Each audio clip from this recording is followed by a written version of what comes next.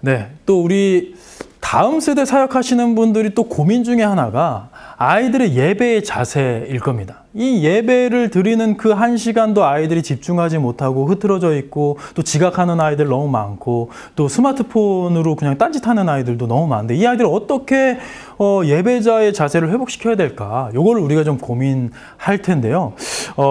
먼저는 우리의 예배 자세를 먼저 한번 점검해 볼 필요가 있다라고 생각을 해봅니다. 그래서 제가 여러분에게 귀여운 그림을 가지고 왔어요. 이거는 실은 제가 그린 그림이에요.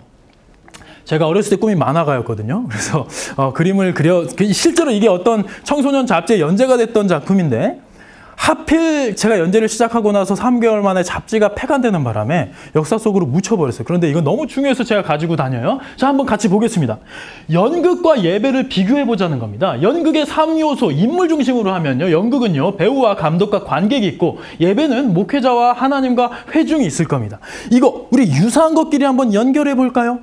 이렇게 제가 질문을 하면요, 정말 수많은, 그러니까 아마 제가 이거 수만 명에게 질문을 했는데, 많은 분들이 이렇게 연극에 있어서 배우는, 예배에 있어서 목회자, 감독은 하나님, 관객은 회중이라고 생각을 하십니다. 왜? 여러분들이 이제 예배당에서 예배를 드릴 때 보면 회중은 관객석에 앉아서 예배를 관람하는 느낌이에요. 그리고 앞에 나와 있는 목회자는 설교를 하든 찬양 인도를 하든 뭐 대표 기도를 하든 예배 인도자들은 앞에 무대 위에서 무언가를 하기 때문에 그걸 바라보면서 여러분들은 관객, 그리고 앞에 나와 있는 예배 인도자들은 배우, 이런 생각을 합니다. 그리고 하나님은 분명히 예배 가운데 함께 하신다 그랬는데 보이지 않아. 하나님은 보이지 않는, 그러니까 커튼 뒤에서 연극을 컨트롤하는 감독의 역할을 하신다라고 생각하기가 쉽단 말입니다. 그런데 이게 형태적으로는 그럴 수 있지만 의미적으로 한번 따져보자는 거예요.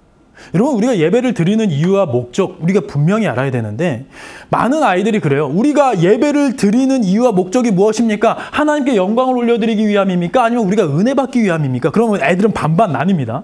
근데 우리는 다 알고 있죠. 우리의 예배드리는 목적은 하나님께 영광을 올려드리기 위함인 거죠. 그러면 우리가 받는 은혜는 무엇입니까? 제가 고백하기로는 우리가 은혜 받는 것은 하나님께 영광 올려드리는 가운데 부스러기처럼 떨어지는 것이 은혜지, 그 은혜가 주 목적이 될 수 없다라는 겁니다. 근데 많은 사람들이 주일 예배에 나올 때 내가 받을 은혜에 더 목을 메고 있는 거예요.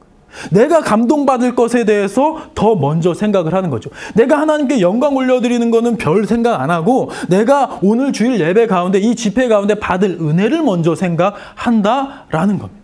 마치 우리가 관객이 되어서 이 연극을 우리가 판단하고 평가하는 것처럼, 이 연극 참 좋았어요 하는 것처럼, 우리가 관객석에 앉아있는 관객이 되어서 이 예배의 은혜를 받으러 온 것처럼 착각하기 쉽단 말입니다.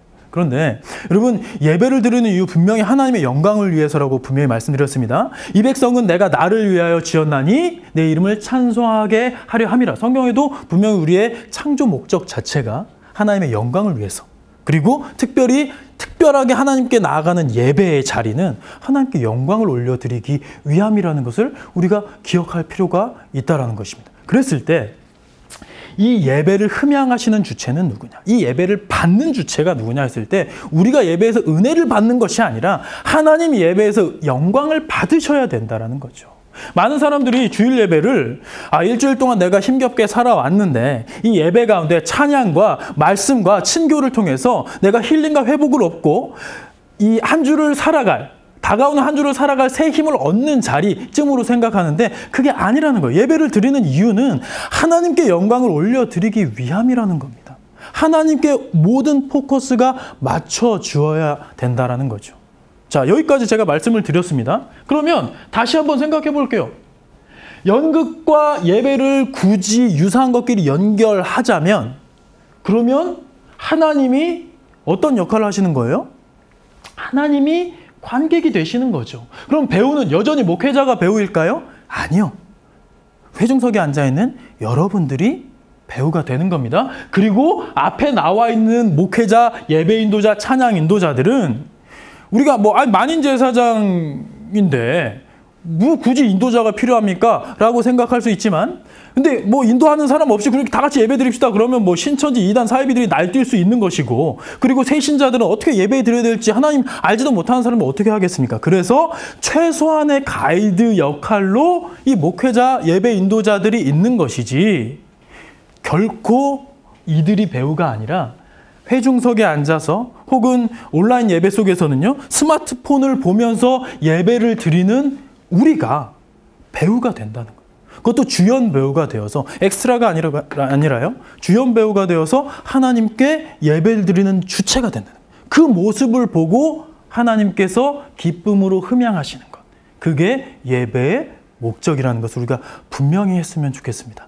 많은 다음 세대 친구들이요, 자신을 관객이라고 여기기 때문에 어떤 일들이 벌어집니까? 제일 흔하게 벌어지는 일이요, 지각이에요, 지각. 다음 세대 아이들 중에요, 지각 안 하는 공동체를 찾아보기 힘들어요. 어떤 아이들은 10분, 20분, 심지어 어떤 아이들은 30분. 제가 이제 순회 설교 사역을 하는데 주일 예배인데요, 애들이, 제가 이제 물어보지 않습니다. 몇 명 아이들이 모이는지 그건 제 관심사가 아니기 때문에 물어보지 않는데, 어떤 전도사님이 그러는 거예요. 우리 아이들 한 120명쯤 모입니다. 그러는 거예요. 그래서 그런가 보다 하고 갔는데 웬걸 찬양이 시작됐는데 30명 앉아 있는 거예요. 그래서 제가 이 전도사가 허풍이 너무 심하네 라고 생각을 했죠. 근데 찬양이 진행이 되고 있는데 애들이 뜨문뜨문 오는 거예요. 찬양이 끝날 때쯤 되니까 애들이 한 40-50명 모여 앉아 있더라고요. 그리고 나서 이제 대표 기도와 봉헌과 찬양, 특별 순서 이런 거 다 진행되는데 애들이 계속해서 뜨문뜨문 들어오는 거예요. 이제 제가 설교하러 올라갈 때쯤 되니까 한 80여 명 모여 있더라고요. 그래서 제가 열심히 설교를 하고 있는데 설교하는 중에도 애들이 뜨문뜨문 들어와요. 설교 끝날 때쯤 되니까 100여 명 모여 있더라고요. 더 놀라운 건요, 제가 설교 마치고 내려갔습니다. 이제 부장 집사님이 나오셔서 광고를 하는데 광고 중에도 애들이 뜨문뜨문 들어와요. 그래서 주기도문으로 예배 마칠 때쯤 되니까 진짜 120여 명 모여 있더라고요. 여러분, 이 아이들이 하나님을 예배한 걸까요? 아니면 교회 출석한 걸까요? 교회 출석은 했지만 결코 이 아이들이 하나님을 예배했다고 말할 수는 없을 것입니다. 왜? 그 아이들은 관람객으로 참여했기 때문이죠. 그래서 저는 우리 아이들의 자세, 지금 아이들은 어떻습니까? 애들은 예배 시간에 스마트폰을 본다고요? 그거는 이와 같은 겁니다. 예를 들어 볼게요. 여러분들이 지금 이제 연극을 보고 있다고 생각해 봅시다. 제가 배우예요. 제가 이제 햄릿 역할을 하고 있는 겁니다. 죽느냐 사느냐 그것이 문제로다 이렇게 하고 연기를 하고 있는데 갑자기 햄릿 뒷주머니에서 띠리리리 울립니다. 이 스마트폰이요. 그래서 제가 배우예요. 여러분 잠깐만요. 그러더니 스마트폰을 딱 보더니 그래. 예배 얼마 안 남았어. 예배 끝나고 PC방에서 보자. 뭐 이렇게 하고 나서 제가 어디까지 여러분 연기를 했죠? 맞다. 죽느냐 사느냐 그것이 문제로다. 이러고 있으면 여러분 관객으로서 어떤 느낌이 드시겠습니까? 와우, 브라보. 역시 하이브리드 연극이야. 뭐 그러겠어요? 아니죠. 저 같으면 박차고 튀어나와서 환불 요청하고 나가서 불매운동 벌일 겁니다. 왜? 관객 무시하는 거잖아요. 관객을 모독한 거 아닙니까? 어쩌면 지금 한국교회가 하나님 앞에 그런 모습으로 나아가고 있지 않나 고민해 볼 필요가 있어요. 우리가 예배 시간에 습관적으로 띠디 울리면 예배 중에 아무런 거리낌 없이 스마트폰을 쳐다보고 있다. 이거는 하나님이 보셨을 때 기쁘게 받으실 수가 없는 예배인 것입니다. 청소년 아이들이요, 10수년간 빠짐없이 주일 예배를 참석했다 하더라도요, 어쩌면 그 아이들의 인생 가운데 하나님을 기쁘시게 한 예배는 단 한 번도 없었을 수도 있다라는 것을 기억해야 된단 말입니다. 왜? 우리의 정체성이 잘못되어 있다면. 근데 좀 제가 여러분에게 좀 죄송하지만 이 말씀을 꼭 드리고 싶어요. 여러분, 우리 아이들이 스스로를 관객이라고 여기게 되는데 1등 공신이 누구냐? 그게 어쩌면 우리 선생님들일 수도 있다라는 말씀을 드립니다. 여러분, 제가 여러분들을 비난하기 위함이 아닙니다. 그런데 아이들에게는 예배자의 모델이 필요해요. 아이들이 이제 하나님에 대해서 알아가면서 예배가 무엇인지 체득하게 되면서 이 모델이 필요한데, 안타깝게도 우리 선생님들 대부분이요, 예배 시간의 자세가 예배자가 아니라 봉사자에 머물러 있단 말입니다. 왜? 여러분 언제 주일 성수하십니까? 대부분의 선생님들 주일 성수 언제 하냐고 여쭤보면 대부분 일부 예배 아니면 혹은 뭐 사부 청년부 예배 뭐 이런 일들이 많아요. 그러니까 어른으로서 장년으로서 우리는 예배를 주일 성수를 하고 와서 이 부서 청소년부 예배에서는 내가 관리자로 봉사자로 있는 거예요. 그러다 보니까 내가 예배자의 자세가 아니라 봉사자 관리자로 와 있는 거죠. 늦게 오는 아이들 궁디팡팡하면서 일찍 좀 다녀 신랑이 버리고요. 그런 모습들을 보면서 아이들이 예배에 집중하고 있는지 이렇게 살피는 모습, 하나님께 예배드리는 모습이 아니라 관리자의 모습으로 있다면 아이들이 무엇을 배우겠습니까? 이 아이들은 거기서 같은 관객인 내 친구들한테 방해되지 말라고 나 조용히 시키는구나. 마치 영화관에서 뭐 떠들거나 스마트폰 하는 사람 옆에 있는 관객들이 이렇게 제지를 가하는 것 같은 그런 모습으로 있다 보면 아이들이 예배 가운데 나의 역할은 관객이다라고 느껴질 수밖에 없는 거죠. 혹시나 선생님이면서 습관적으로 지각하는 분 계십니까? 만약에 여러분 교회에 그런 분들이 있다면 저는요 좀 강하게 얘기하고 싶어요. 그런 분들은 삼진 아웃 제도를 실행을 해가지고요.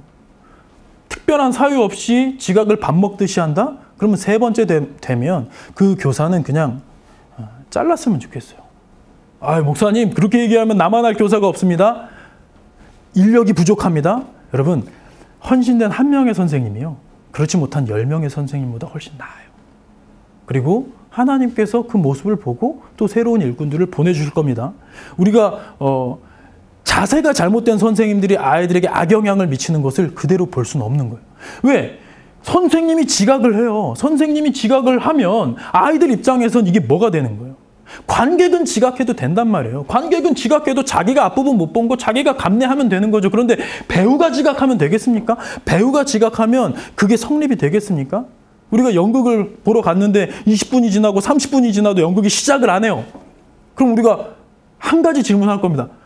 오다가 무슨 사고라도 났나요? 왜 시작을 안 하죠? 배우가 어디 갔나요? 라고 물어볼 때 그 사람이 앞에 나와가지고 관계자가 죄송합니다. 실은 우리 이 주연 배우가 좀 개념이 없어서 자주 늦어요. 이러면 어떻게 될까요?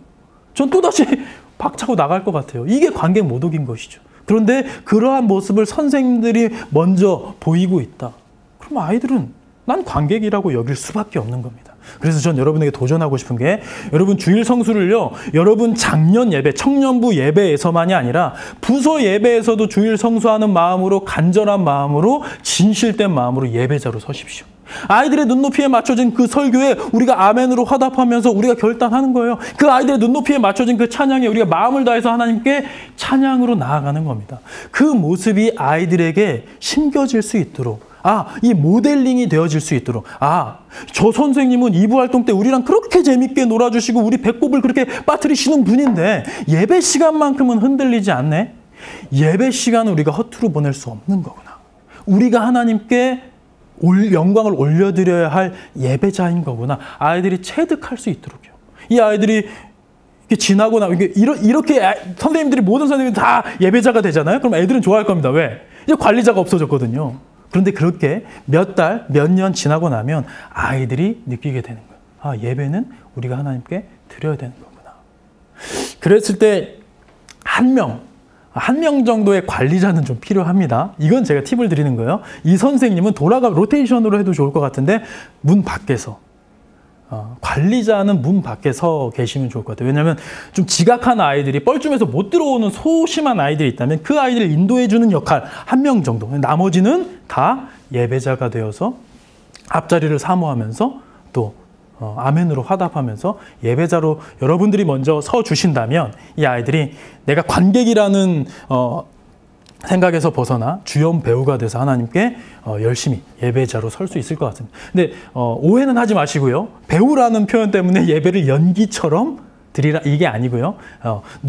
누가 드리고 누가 받느냐라는 그 주체적인 그 측면에서 말씀드린 겁니다.